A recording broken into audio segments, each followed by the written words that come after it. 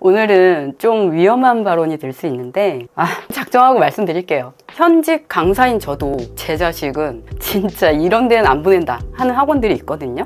독자님들 그림 한번 배워볼까 싶어서 인강이나 학원 같은 거 인터넷으로 찾아보면 정보 너무 많잖아요. 머리 아플 지경이죠. 어쩔 때는 너무 많이 찾아보다 보니까 막 이미 다닌 것 같은 느낌도 들어요. 그러다가 상담 한번 다녀오면 와, 원장님들 말빨 쩔죠. 진짜 다 좋아 보이고 등록 직전까지 가고 카드 꺼냈다 넣었다 꺼냈다 놨다 아니에요? 진짜 이게 겉으로 보이는 거랑 속사정은 완전 다르거든요. 제가 이 업계에 있으면서 제 지인들 중에 강사님, 원장님 정말 많아요. 아닌 사람이 더 적어요. 인맥 자랑하는 게 아니고 저는 오래 했잖아요. 20년 했잖아요. 별의별 학원들을 다 봤는데 그래서 오늘은 다른 거 다 떠나서 꼭 피해야 하는 학원의 결정적인 특징 3가지를 싹 다 알려드릴게요. 이것만 걸러도 돈 버는 겁니다. 진짜. 저는 독학하니까 상관없겠네요. 독학하시는 분도 나중에 어떤 학원이든 다닐 수 있는 거잖아요. 이 이야기는 꼭 그림에 국한된 건 아니에요. 모든 학원에 적용되는 조건인 것 같아요. 첫째는 잡탕 학원이에요. 무조건 걸으라고 말하고 싶어요. 그러니까 일러스트도 가르치는데 프로그램, 기획, 3D 등등 모든 분야를 가르치는 학원이 있고 일러스트, 프로그램, 기획 각각 따로 가르치는 학원이 있잖아요. 그러면 웬만하면 따로 가르치는 학원이 더 낫겠죠? 전문적이잖아요. 그리고 캐릭터랑 배경을 한 분이 다 가르치는 학원도 있고 캐릭터만 가르치는 분 따로 있고 배경만 가르치는 분 따로 있고 가르치는 분이 제각기 다른 학원이 있어요. 그럼 당연히 따로 가르치는 학원이 좋을 수밖에 없는 거예요. 이게 만약에 수능 학원이라고 볼게요. 전 과목 종합학원보다는 영어 특화학원, 정승재님 수학학원이 당연히 좋은 거잖아요. 여기서 더 나아가자면 캐릭터에서도 캐릭터 원화 따로, 일러스트 따로 이렇게까지 세분화되어 있으면 정말 좋은 거라고 할 수 있겠죠? 실제로 회사에서는 캐릭터 원화만 하는 사람이 있고요. 일러스트만 하는 사람이 있기도 하거든요. 쪼개질수록 전문성이 더 나뉘고 특화된 선생님들, 학습 프로그램을 가지고 있을 가능성이 훨씬 높다고 말할 수 있어요. 만약에 저로 예를 들자면은 아티스트로서는 스케치 일러스트에 특화된 사람이고요. 게임 회사 직원으로는 캐릭터 키 디자인, 코스튬 디자인에 특화된 사람이에요. 디자인 쪽에 특화가 돼 있죠, 저는. 이런 식으로 계속 그림을 배워나가다 보면 결국에는 내가 배우고 싶은 분야에 특화된 전문성이 있는 선생님을 찾게 되기 마련이거든요. 두 번째, 숙제 많이 주는 곳이에요. 마태님, 숙제 많이 주면 좋은 거 아니에요? 네, 그쵸. 이 얘기 들으시고 이상한데? 라고 생각하시는 분 많으실 거예요. 하지만 내가 아직 손도 못 긋는데 크로키 같은 거 하면 좋다고 해가지고 그렇게 오래 했는데 전혀 실력에 변화가 없는 분들 있지 않으세요?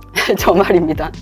어릴 때 무려 2년 동안 크로키 천장은 한 것 같은데 전혀 실력에 반영되진 않더라고요. 그러니까 아직 기본기가 없는 노베이스이신 분들은 숙제로 크로키를 해도 이 뼈대나 토르소 같이 구조를 생각하면서 그리는 게 아닌 경우가 많아요. 사람의 그냥 그 외곽을 따라 옮기시는 분들이 많거든요. 그러면서 뭔가 그림을 위한 행위를 하고 있잖아요. 지금 열심히. 그 만족감으로 실력이 늘고 있다라는 착각이 드는 거지 진짜 실력이 느는 건 아닌 분들이 많아요. 또 숙제가 많으면 숙제에 대한 압박감이 훅 오잖아요. 롤 켜면서 숙제해야 되는데 동숲하면서 숙제해야 되는데 치킨 뜯으면서 숙제해야 되는데 이게 머릿속에서 떠나지 않는단 말이에요. 그리고 숙제를 안 해가면 당연히 선생님이 봐줄 게 없으니까 그냥 학원에서도 시간을 그냥 보내게 되고 그러면 돈도 아깝고요. 그러니까 이 뭔지도 모르겠으면서 하기 싫은 걸 억지로 하는데 이게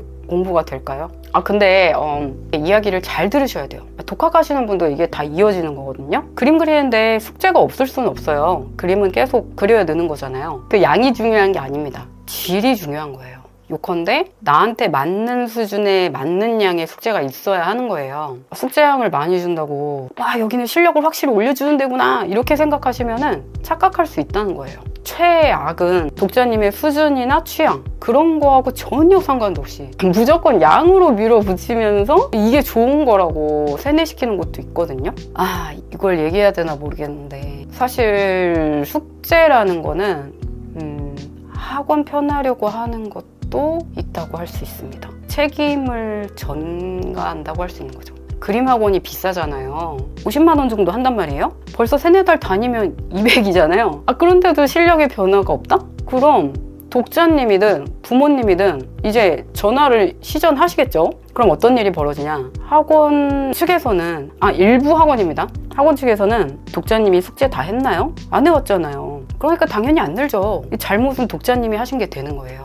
그럼 할 말이 없잖아요. 양이 많아서 못한 건데도 어쨌든 숙제를 안 했으니까. 이렇게 되는 거예요. 세 번째, 기본기를 이론적인 이야기만 후룩 하고 넘어가는 학원은 위험합니다. 기본기를 무시하고, 그러니까 대충 알려주고 바로 실습 일러스트 그리기를 반복을 한다? 그러면은 나중에 혼자 못 그려요.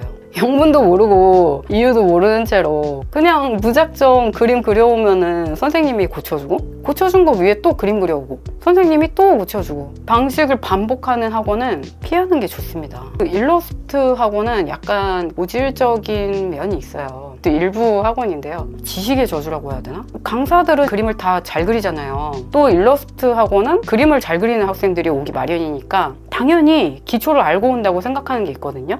이게 뭔 소리냐고요? 예를 들면 그림자를 색칠할 때 같은 회색이어도 한색과 난색이라고 미묘하게 다른 톤을 쓰는 게 있거든요. 그런데 간단하게 말하면은 하늘이 파랗잖아요. 그림자는 햇님이 비추는 빛이 땅에 떨어지는데 하늘에서 반사되는 빛이다 보니까 아침, 한낮, 바다 뭐 이런 곳에서는 그림자를 블루 계열의 어두운 색을 사용하면은 좋아요. 그게 청량한 느낌이 들고 시원한 느낌도 들거든요. 반대로 해가 진 석양이나 따뜻한 느낌의 그림에는 갈색 계열의 그림자를 사용하면 포근한 느낌이 들고 더 효과가 좋습니다. 방금 이렇게 아침이라느니 석양이라느니 예를 들어 드리니까 아까 한색이니 난색이니 할 때보다 훨씬 더 이해가 잘 되시지 않나요? 그러니까 이런 식으로 학생의 눈높이에 맞춰서 설명을 실생활에 맞닿아서 느낌이 빡 오게 해주는 그런 학원을 다니시는 게 좋습니다. 예를 하나 더 들어볼까요? 여성의 승가를 그릴 때 이게 원형이니까 뭐 여기를 이렇게 동그랗게 그리세요 라고 하면은 그리기 어려워 하시는 분들이 많아요.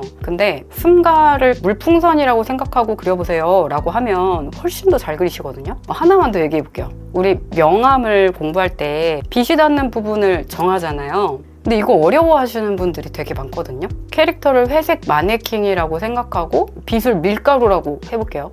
그러니까 밀가루를 회색 마네킹에 한쪽에서 뿌리면은 하얗게 되고 반대쪽은 회색 그대로 남아있잖아요. 그럼 그 밀가루를 뿌린 부분이 빛의 영역이라고 생각하면은 좀 쉽게 다가가실 수 있거든요. 이렇게 설명드리면은 진짜 학생분들이 뭐 이렇게 하시거든요. 그러니까 기본기 같은 건 되게 중요한 건데 그 농사 짓는 땅 같은 거란 말이에요. 영양분이 없으면 식물이 못 자라잖아요. 아무리 선생님이 그냥 선생님의 그 휘황찬란한 스킬을 막 들이부어도 기본기가 없으면 그 스킬을 받아먹을 수가 없습니다. 그렇게 중요한 기본기를 딱딱하게 그 문자적인 설명으로 막 후루룩 돌리면서 나는 설명했다 못 알아듣는 니 탓 이렇게 해버리면 어떻게 되겠어요. 이런 식으로 수업이 진행되는 곳은 피하는 게 좋겠죠. 이해하기 쉽게 매사에 예를 들면서 실생활에 닿아 있는 예시로 딱 와닿게 설명을 해주는 것도 많이 있어요. 훌륭하신 분들이 정말 많이 있습니다. 학생이 이해를 하는지를 확인을 하는 거죠. 케어를 해줄 수 있는 곳을 가시는 게 좋습니다. 성경책 보셨나요? 신학계에서는 예수 그리스도가 학자로서 평가할 때 굉장히 좋은 점수를 얻는다고 해요. 모든 지식을 전수할 때 예를 많이 들어서 설명을 하거든요. 그렇기 때문에 너무 설명이 쉬우니까 가톨릭이라는 종교가 그렇게까지 성공할 수 있는 하나의 이유가 아니었나 싶습니다. 그리고 네 번째. 아니, 세 가지라면서요. 이거 말하다가 생각났어요. 이거 되게 중요해요.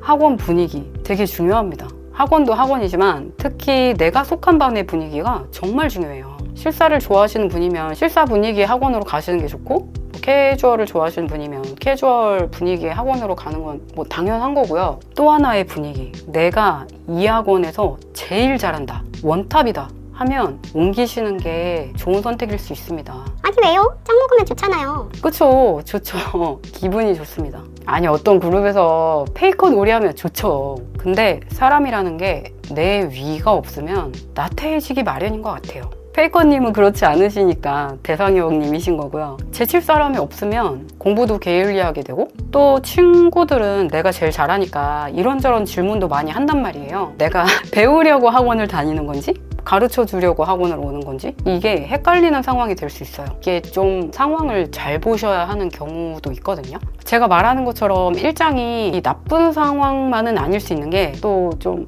말하기 무섭긴 한데 먼저 어떤 학원이든 돈을 버는 구조가 상위 10% 애들한테 몰빵한단 말이에요.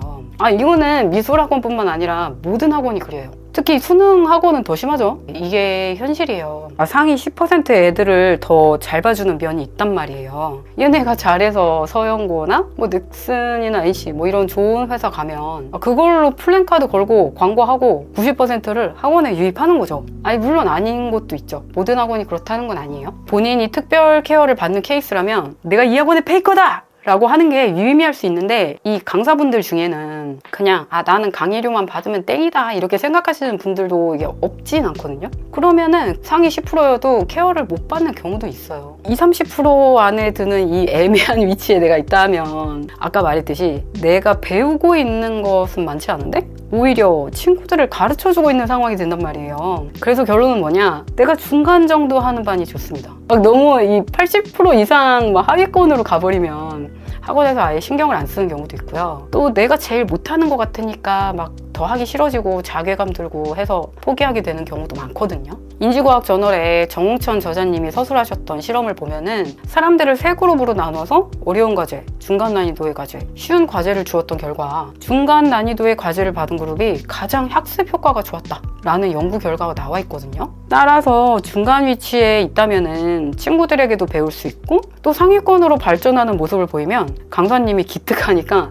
더 가르쳐 주려고 하는 게 있어요. 모든 개이득을 누릴 수 있는 거죠. 그럼 저는 어딜 가도 하위권인데 어떡하죠? 맞아요. 그림을 잘 그리고 싶어서 학원에 다니는데 배우지도 못하면 억울하잖아요. 다 똑같은 돈 내는 건데 누구는 잘 봐주고 누구는 안 봐주고 저는 이거 좀 말이 안 된다고 생각하거든요. 그래서 하위권이신 분이 많은 케어를 받을 수 있는 방법은 강사들이 공통적으로 성장이 빠른 학생을 좋아합니다. 이 키우는 보람이 있잖아요. 화분을 키울 때도 계속 새순이 하나씩 매일매일 돋아나면 이게 키우는 맛이 있잖아요. 그러면 이 성장을 잘하려면 어떻게 해야 되냐면은 기본기가 잘 되어 있을수록 성장이 빨라요. 그런데 기본기는 어떤 특별한 스킬이 필요한 게 아니란 말이에요. 이게 반복 연습으로 키울 수 있는 거거든요. 딱히 학원에 가지 않아도 좋아요. 기본이니까 기본기인 거예요. 제가 추천을 한번 해볼게요. 생초보다 그러시면은 그 상태로 학원을 찾기보다는 집에서 혼자 기본기 연습을 하고 선생님의 스킬을 받아먹을 수 있는 상태가 된 다음에 요컨대 일단 그림을 키울 수 있는 토대를 만들고 그 다음에 좀 더 빠르고 화려한 그림을 그리기 위해서 학원을 찾는 게 맞지 않나 그렇게 추천을 드리고 싶어요. 그렇게 하면은 학원에서도 성장이 빠르니까 하나라도 더 가르쳐주고 싶어진단 말이에요. 정상적인 강사라면. 그래서 상위 10% 안에 들지 않더라도 가능성이 큰 학생이라면은 그 이후로 강사의 사랑을 독차지할 확률이 높습니다. 그러면 이쯤에서 이런 질문이 생각나실 거예요. 그럼 어떤 데를 가야 돼요? 그거를 지금 말씀드리고 싶은데 영상이 너무 길어졌죠. 다음에 꼭 말씀드릴게요. 저번에 그렇게 말하고 1년 튀셨잖아요? 이번엔 도망 안 가고 진짜 빠른 시일 내에 말씀드릴게요. 그리고 그 1년 동안 제가 그 뼈와 살을 깎아서 아이패드 브러쉬하고 미니 클래스 패키지 만들었잖아요. 그러면 오늘 이야기 정리해볼게요. 첫 번째, 학원은 종합적인 곳보다는 전문화된 곳을 가면 좋을 수 있다. 두 번째, 숙제는 양보다 질이라고 생각한다. 세 번째, 기본기의 중요성을 알고 쉽게 이해할 수 있게 알려주는 곳이 좋다고 할 수 있다. 네 번째, 내가 속해 있는 반의 분위기가 중요하다고 말할 수 있다. 입니다.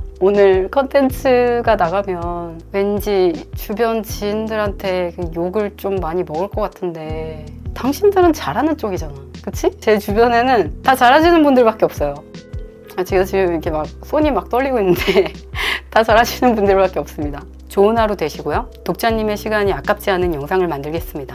그러니까 구독, 좋아요 부탁드릴게요. 그럼 안녕!